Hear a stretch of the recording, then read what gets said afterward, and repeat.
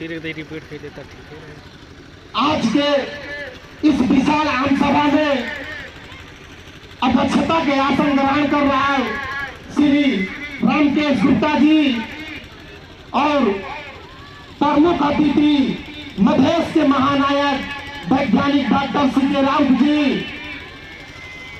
यही तरह से विशिष्ट अतिथि अब्दुल खान जी और वरिष्ठ अतिथि भूपेंद्र प्रसाद यादव जी लगायत इस मंच पर विराजमान समस्त स्वराजी मित्र एवं नेतागण लगायत दूर दराज से आए हुए समस्त मधेसी जन समुदाय में मैं दिलीप कुमार यादव अपने हृदय से धन्यवाद देते हुए आप सभी में नमस्कार करता हूं।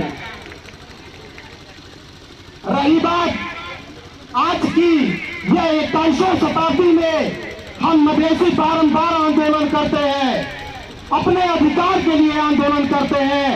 आज हमें यह सभा लगाने की जो नौबत आई है, यह जनमत पार्टी को चुनने की जो नौबत आई है, सिर्फ और सिर्फ हमें इस नेपाल के अंदर अधिकार नहीं मिला है, इसलिए हमें यह नौबत आई है।